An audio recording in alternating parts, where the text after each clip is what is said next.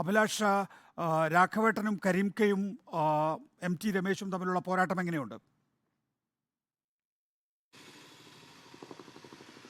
നികേഷ്, രണ്ട് MP മാർ ഏറ്റുമുട്ടുന്ന ഒരു മത്സരമാണ് കോഴിക്കോട് നടക്കുന്നത്. MT രമേശ് കൂടി എത്തിയതോടെ കോഴിക്കോട് ത്രികോണ മത്സരമാവുന്ന ഒരു സാഹചര്യമാണുള്ളത്. പ്രധാനമായും പൗരത്വ നിയമ വിഷയവുമായി ബന്ധപ്പെട്ട കാര്യങ്ങൾ, അതോടൊപ്പം തന്നെ വികസന പ്രവർത്തനങ്ങളുമാണ് പ്രധാനമായും കോഴിക്കോട് ചർച്ച ചെയ്യപ്പെടുന്നത്. പൗരത്വ സംരക്ഷണ റാലി സംഘടിപ്പിച്ചുകൊണ്ട് CPM ഇക്കാര്യത്തിൽ മുഖ്യമന്ത്രിയുടെ നേതൃത്വത്തിൽ തന്നെ ഇത്തരത്തിലുള്ള റാലി സംഘടിപ്പിച്ചുകൊണ്ട് CPM ഈ പ്രചാരണ രംഗത്ത് സ്വല്പം മുന്നിലാണ് എന്ന് പറയേണ്ടി വരും. പക്ഷേ ഇതിനെ പ്രതിരോധിക്കാൻ UDF-ന്റെ ഭാഗത്ത് കുടുംബയോഗങ്ങളും അതോടൊപ്പം തന്നെ ഗൃഹസമ്പർക്ക പരിപാടികളും കേന്ദ്രീകരിച്ചുകൊണ്ടാണ് ഇവർ മുന്നോട്ട് പോകുന്നത്. അതോടൊപ്പം തന്നെ ക്യാമ്പസുകൾ കേന്ദ്രീകരിച്ചുകൊണ്ട് യുവജനങ്ങളിലേക്ക് എത്തിപ്പെടാനുള്ള ഒരു ശ്രമവും കോൺഗ്രസിൻ്റെ ഭാഗത്ത് നടക്കുന്നുണ്ട്.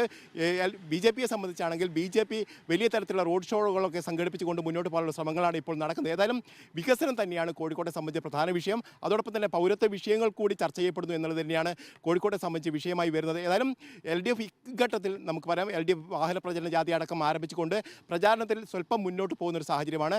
ഏതായാലും UDF-ഉം അടുത്ത ദിവസങ്ങൾ, അതായത് 3-ാം തീയതിയോടുകൂടി തന്നെ വാഹന പ്രചാരണ ജാഥവുമായി മുന്നോട്ട് വരുമെന്നാണ് അറിയുന്നത്.